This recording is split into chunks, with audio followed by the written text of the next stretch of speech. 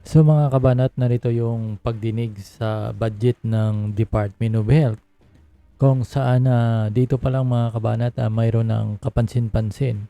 448 billion pesos mga kabanat hindi kayang ipaliwanag ni Secretary Duque kung saan nila ito ginastos. At saka sinabi ni Senador Lacson, ang lockdown ay tila hindi nag-work at hindi naman talaga nakakatulong at manapa ay nakakasira sa ekonomiya ng ating bansa mga kabanat. So nakakalungkot no? Talagang grabe talaga yung hindi maintindihan, hindi maipaliwanag na mga halaga ng mga pera, bilyon-bilyon ang usapan mga kabanat ang hindi maintindihan kung paano nila ginastos, kung saan nila ginastos ito. So kayo nang humusga rito mga kabanat, panoorin nyo itong ginawang pagdinig sa Senado patungkol sa budget nga ng Department of Health. Kasama na dyan yung lockdown na sabi ni Senador Lacson na tila hindi nagwo-work. So panoorin nyo na ito. Indonesia rose to 54th, tayo 121. Because you mentioned Indonesia, ito yung sinasabi the ASEAN country highest on the list was Indonesia 54th, followed by Singapore 70th, Cambodia 76, Malaysia 102nd, Myanmar 105th, Thailand 109th, Vietnam, which was the worst performer in the previous two rankings of Nikkei, went up to 118. So mas masama tayo ngayon kaysa sa Vietnam, which used to be the worst. So we're talking of apples to apples here because we're talking of the same period. We're not talking here of signal number 1 or signal number 4. We're talking of the same period. Indonesia used to be in a very bad situation because of the Delta variant, kasunod siya ng India. Pero yon, ang tanong ko nga is, anong adjustments yung ginagawa natin, and yung ating economy is getting a beating, because ours is the eto sinasabi rin sa report, ours has been dubbed as one of the countries with the longest lockdowns. So probably yung long lockdowns hindi rin nagwo-work, nakakasama pa sa ekonomiya. At the same time, hindi naman nag-i-improve yung ating COVID situation. That's exactly my point, Mr. Secretary. Kaya kung ganong hindi nagwo-work yung ating, di ba may kasabihan na, if ain't broke, wag i-fix. Pero mukhang kailangan mag-fix tayo ng konti rito sa ating overall policy, yung ating overall strategy. Hindi po ba, Mr. Secretary? Tama po kayo, Madam Chairperson. In fact, yung isa sa mga adjustments na ginawa na natin ay yung alert leveling system natin for granular lockdowns. Hindi na po tayo dito sa NCR mag-community-wide lockdowns. At kanya po ginawa natin, mas localized ang mga lockdowns at meron na po tayong bagong leveling system, alert level ang ginagamit natin para mas magawa ng mga local government units yung kanilang strategy patungkol sa prevention, sa detection, isolation, treatment, reintegration, and also ramping up, now that we have more vaccine doses arriving, ramping up our daily job rate. We are looking at increasing our job rate kasi ngayon nagpa 500,000 tayo pero hindi pa consistent. We want to bring it up to 750,000 and the goal is 1 million per day jobbing. So ito po yung mga adjustments sa Madam Chairperson na ginagawa po ng ating pong DOH and the IATF. So what you're saying, Mr. Secretary, in the next Bloomberg and Nikkei report, medyo mag-i-improve yung ating situation because of the adjustments that you mentioned. Kasi yung data ninyo, sakop na nung report Sabi nyo, 2 months ago, naggawa na tayong adjustments and then September 6 to 12, meron tayong ginawa mga konting changes. So we're expecting that in the next Nikkei Asia report and in the next Bloomberg report, we'll see the Philippines having some notches in improving our situation. Madam Chairperson, tama po. That's our goal to improve our ranking.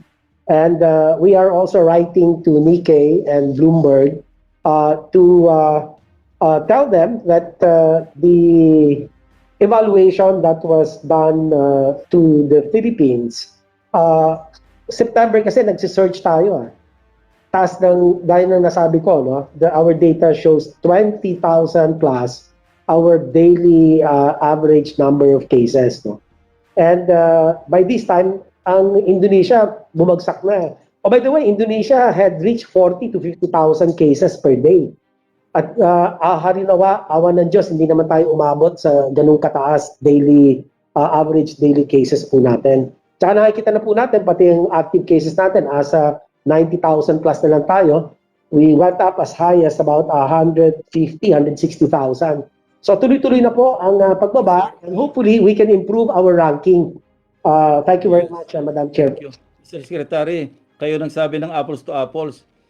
Yung number of cases sa Indonesia, hindi pwede i-compare sa number of cases sa Pilipinas because of the population. Pag per capita, pag-usapan natin, hindi ganun kasama yung situation sa Indonesia compared sa atin. Anyway, I will not belabor that issue, Mr. Secretary. Let's go to another topic. Before we tackle the issue on vaccination, this is not part of the NEP, but still, parte nito ng mga budget books, yung BASF, Budget Expenditure and Sources of Financing. On off-budget accounts, yung off-budget accounts under the BASF, ang na-reflect dito yung retained income receipts for the DOH from all its retained hospitals, Yung mga amounting to please correct me, kasi ako initially when I saw this figure, I thought typo. Pero hindi ako makapaniwala ng yung BASF magkakaroon ng typo. 439 billion. Ito yung naka-program for 2021. With the following sources, nature of revenues, hospital fees, drugs and medicines, rent, lease, etc., etc. So are you confirming this, Mr. Secretary? Pasensya na po, I'm still looking at it. 448.439 billion pesos Million. 2021. Billion. Okay. Under your off-budget accounts. Covering 2021. Ano Program yun po kaya ito for 2021. And ito, we analyzed this, Mr. Secretary, because previous years, ito yung historical figures of the same account. Reported balances as of every year end as follows, 9.092 billion in 2017. Ayan yung mga balances, meaning ito yung naiwan. 6.156 billion in 2018. 7.667 billion in 2019. 8.035 billion in 2020. We're trying to find an explanation for this, because suddenly nag-surge, nag-spike yung 2021.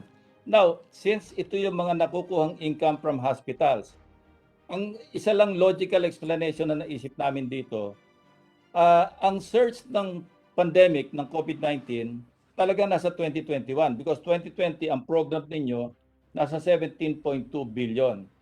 Well, nag-start lang naman tayo ng COVID March, and nag-start tayo mga 1,000, 2,000. But since most of the income na nadiderive ng DOH from the hospital, that's why I requested the hospital directors to stay put for them to confirm. Kasi at any rate, ito, nire-remit naman nila lahat sa DOH ito, So nang nag-search at talagang ang occupancy rate ng mga hospitals, government hospitals, even private hospitals, talagang over 100%, di ba? So rightly so, talagang mag-spike yung programmed receipts or income to a high of 448 billion pesos.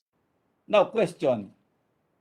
Kung titingnan natin yung historical data, lagi kayong merong mga balances, And before I proceed to my next question, I'd like to review yung ito yung December of year end, 2016, meron kayong balance na naiwan 4.7 billion.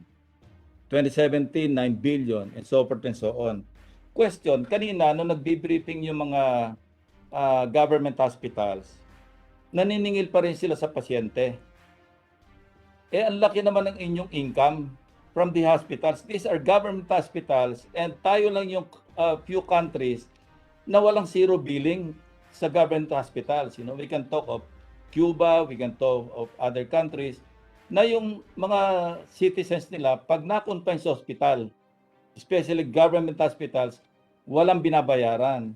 Now, it doesn't make sense to me, Mr. Secretary, na hindi nyo nga nagagastos yung off-budget accounts. And yet, we're still punishing our patients by, collecting or billing them, especially during COVID, na ang daming nawalan ng trabaho. Kaya ang nangyayari, alam mo, ang takbuhan nila, mga senador, mga congressmen, mga mayors, mga governors. And yet, I find it, rather cruel for government hospitals to be charging patients when in fact, yung off-budget accounts nyo lang, napakalaki ng natitira. So kindly give us an explanation, Mr. Secretary. Madam Chairperson, I am really dumbfounded by this figure of 448 billion. Kasi ang report ng mga program. Yung mga Program po ito. Wala pa sa inyo ito kasi ang I understand, ginagawa itong program na ito mid-year. So this was a program, I think, sometime in June of 2021. Pinograma ito based on historical data. And since there's a spike, biglang nagkapunuan yung mga government hospitals, talagang ang expectation ng naggawa nito, because I cannot doubt the figures being reflected under the BSF, one of our budget books. Hindi nagkakamali yan. Laging accurate yung kanilang datos. So, but that's beside the point. Kalimutan na muna natin yung 448 billion as program in 2021. Ang sinasabi ko, lagi kayo may sumosobra year in, year out. Yung year-end balance ninyo, laging meron naka-indicate na billion.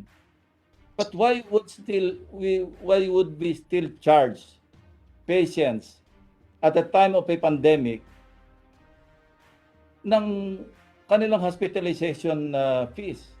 Hindi ba dapat at least man lang mag-cancel out yung kinikita ng DOH, ng gobyerno, medyo ipasa naman natin to cushion yung paghihirap ng mga kababayan natin na nakakonfine sa hospital. Hindi po ba? Parang there's something wrong with the management of government hospitals. Kumikita naman, bakit nagcha-charge pa rin tayo tapos hindi nagagamit? That's my point. I agree with you, Madam Chairperson. Tama po si Senator Ping. Yung pong policy kasi natin, actually, no balance billing ang policy natin eh. Even PhilHealth will vouch for that. Itong mga highly specialized hospitals, ito ang tingin ko sila ang meron co-payment or balance billing na ginagawa. But it is more an exception rather than the rule. So, no, Mr. Secretary, this is the rule. Kasi year in, year out yan eh. It is not an exception. It is the rule. It happens all the time. Wala tayong zero billing o wala tayong subsidy man lang sa mga pasyente, and yet, you're not spending. So ang tanong dito, anong ginagawa nyo doon sa pera na yan? Na sobra-sobra. Hindi sobra kung ating ilalaan doon sa mga pasyente na umaasa sa government hospitals. Actually, hindi sobra. At hindi natin ginagamit, kaya lang, charge pa rin natin yung mga pasyente ng mga government hospitals. Hindi po ba parang may konting konsensya issue rito? We're not using the budget and yet we're charging patients. meron po kasi tayo sa Universal Healthcare Law, yung 10% ng bed capacity ng ating mga government hospitals ay mga private beds. Tapos 90% service That's not my beds. point, Mr. Secretary. That's not my point. That's beside the issue. Alam ko naman ang Tama po kayo, Madam para sa mga Chairperson. VIPs, pero ang We'll look sinasabi into ko, this. charging, yung billing. Yes, sir. We'll look into this, Please. Madam Chairperson. Malaki nga ito. At we will ask the hospital. Andito naman po yung mga hospital chiefs natin. They might be able to chime in. But anyway, we will look Yes. into this and have it reviewed right away, Madam Chairperson. Yeah. Sinasabi rito, provides that hospital income shall be used to augment the MOOE, including repair and maintenance of existing hospital facilities. It also provides that at least 25% shall be used to purchase and upgrade hospital equipment used directly in the delivery of services. Now, ang tanong, kindly elaborate about the income from the services to patients. Kasi servisyo nyo sa pasyente, government hospital, paano kayo nakakaderive ng income doon? That's my point. Kasi sumusobra yung inyong budget accounts and yet you're charging patients. Madam Chairperson, yung field of reimbursements ang source ng funding nila, ng pera. For the most part, I believe on top of the budgets they receive through the GVA, yung PhilHealth reimbursement, Madam Chair. Iba yung PhilHealth eh. Anyway, I have the same attitude kay Senator Dillon. I'd like to yield the floor to the other members who want to ask their questions. Marami pa akong tanong pero isang second round ko na rin. Thank you, Madam Chairperson. Okay, thank you very much, Senator Ping. I don't really know naman kung marami pa eh, kasi yung iba naman wala. So we might get to a second round soon. Madam Chairperson? Yes. Hindi, question lang kasi parang hindi nasagot yung tanong ni Senator Drilon about kung nasan tong pera na ito, saan to nakadeposit.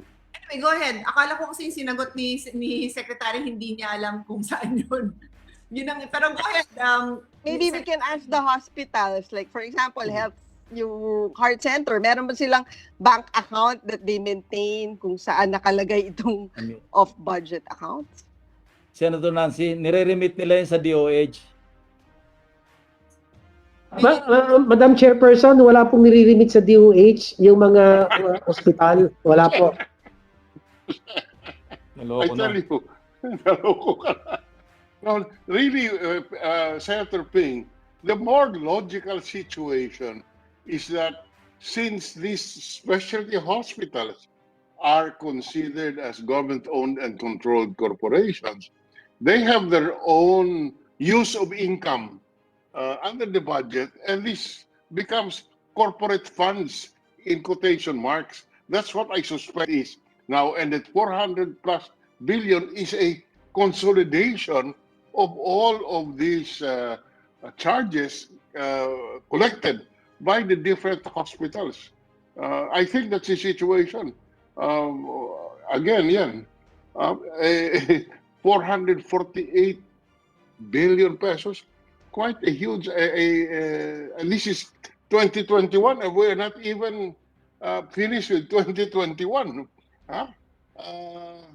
So, you know, whether or not it is correct, well, it's authorized under the budget, but this is such a huge amount that it becomes inappropriate given the pandemic that we have today.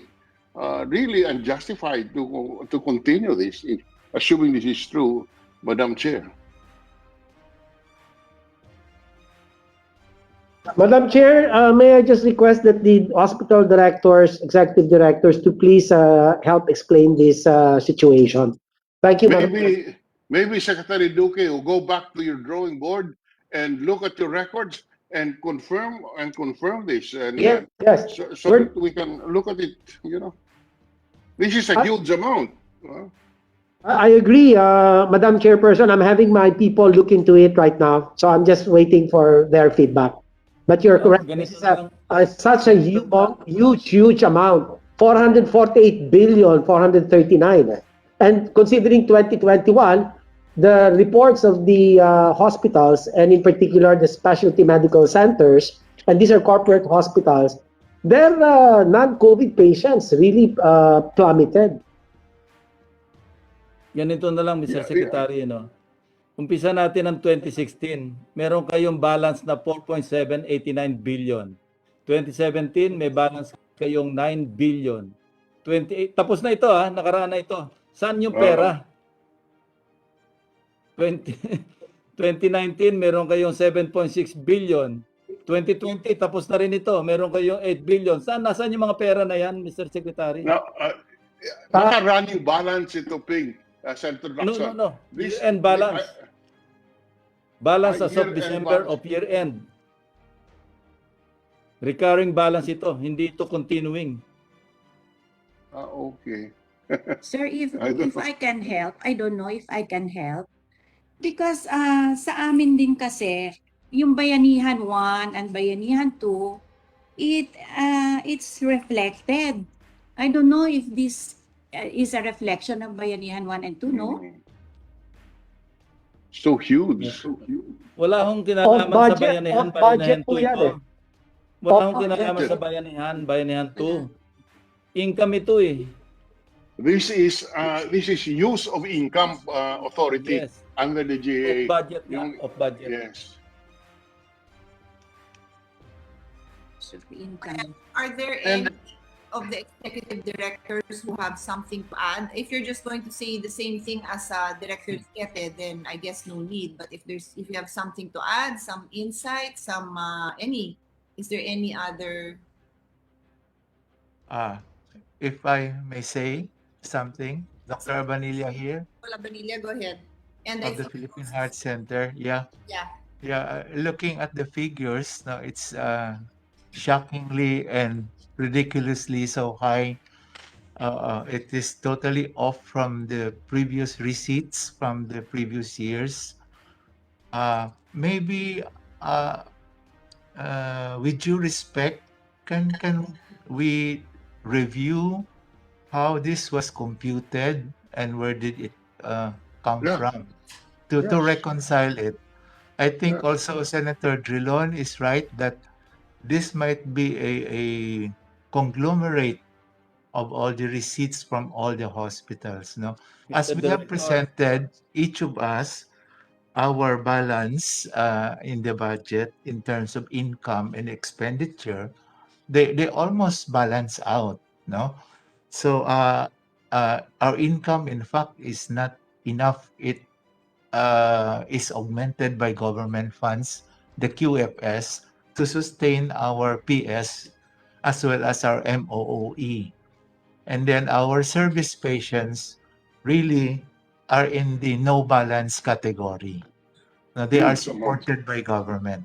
Ang problema lang, because of the hard times, marami tayo ngayon private patients na pag-discharge time. I think this is experienced also by NKTI and Lung Center. Hindi nga sila makakasettle ng account. So this is where the MAIP now comes in, and the funding given by support from the congressmen and the people in politics they know to help them as assistance to their financial obligation.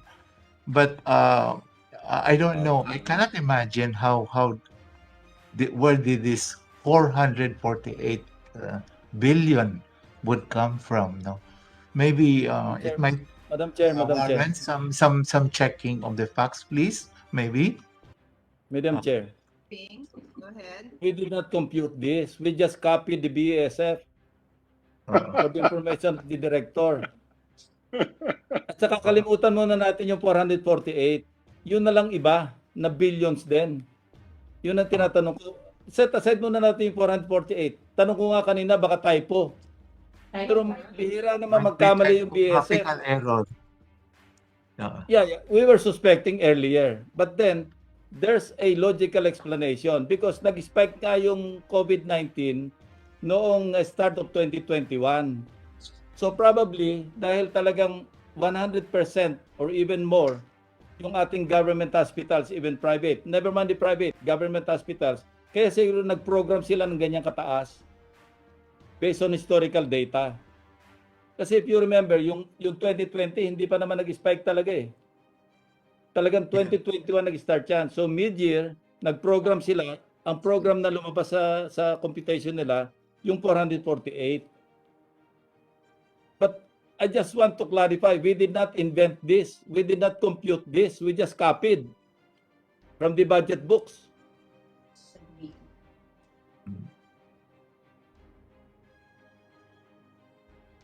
Yes, So there's no just need for us to. Yes, yes, Senator Dudon. yeah, yes. I was just wondering. Okay, let's say just look at the last 3 years. 2018, the income is, or the gross income is, or the receipts is 16.8 billion. The expenditure is 15.7. So that's roughly 1.1 billion as the difference between receipts and expenditures. How did we arrive at 6.1 billion, sir?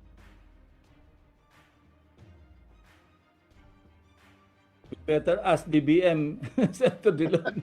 Yeah, because I'm looking at it, it says balances of the year. And so 2019, 18.5 billion, expenditure is 17 billion. So that's roughly a open close quote gain or excess of receipts over expenditure of 1.5. So how did we arrive at 7.6 billion down the line? That's something that maybe can be clarified, sir.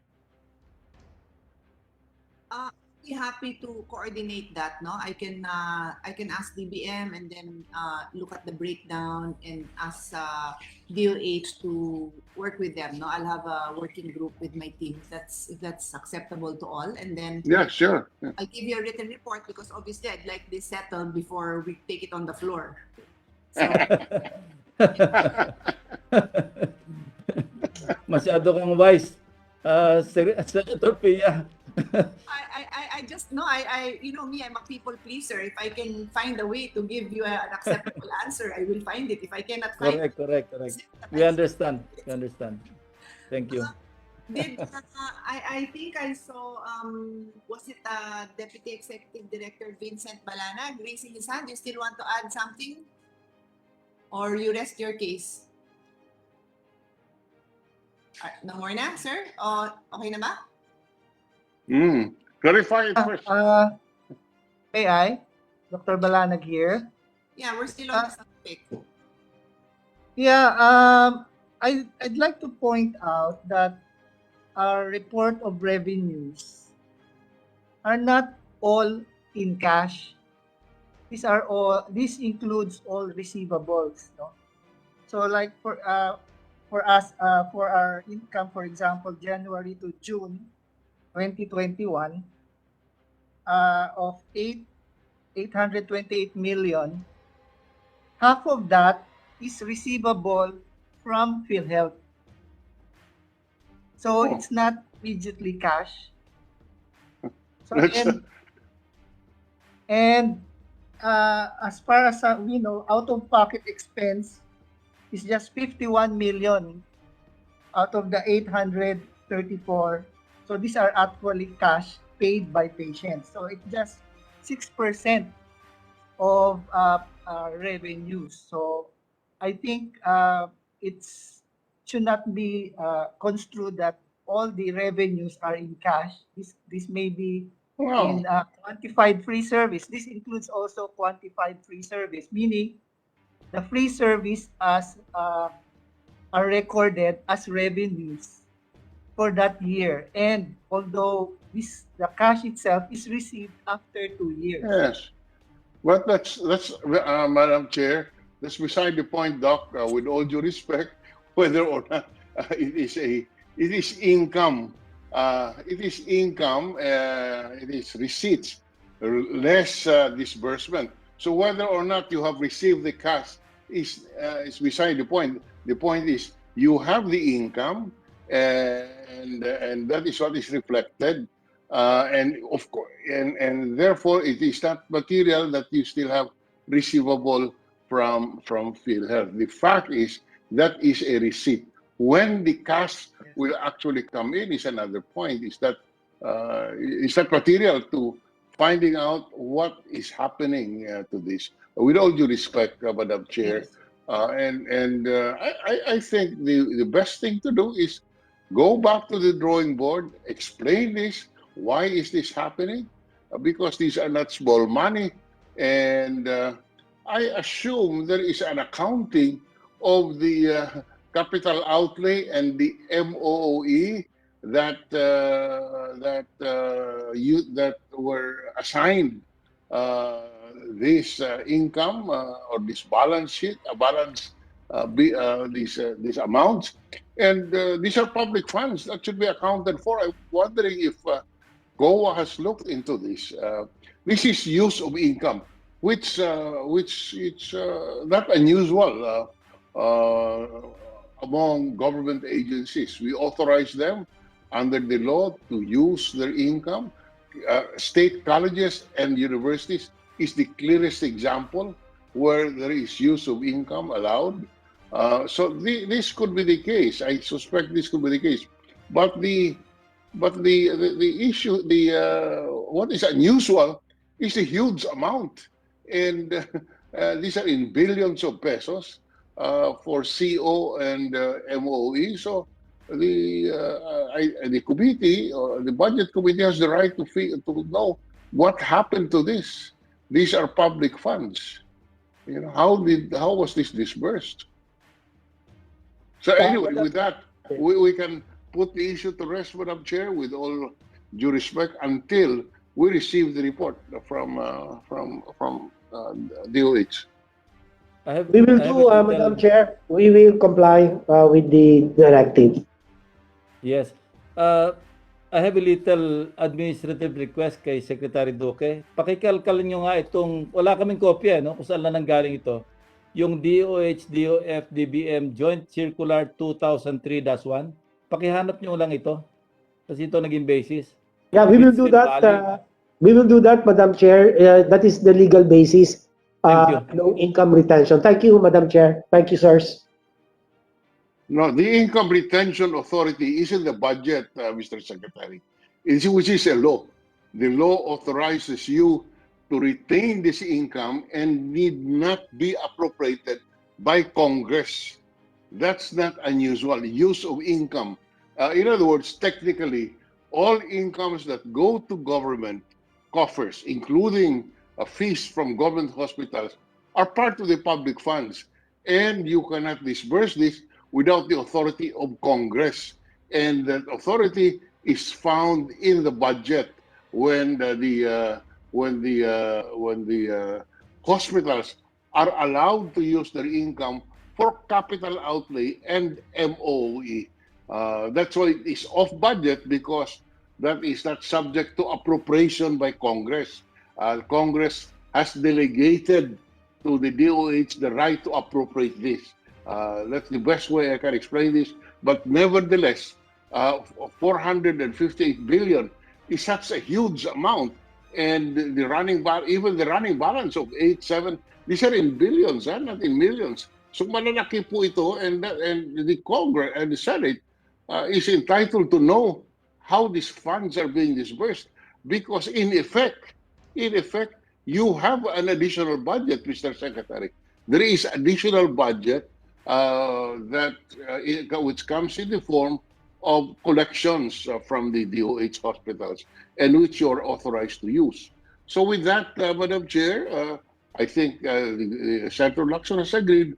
Let the DOH explain this so that you don't have to respond to it on the floor when the budget is presented, Senator Cayetano.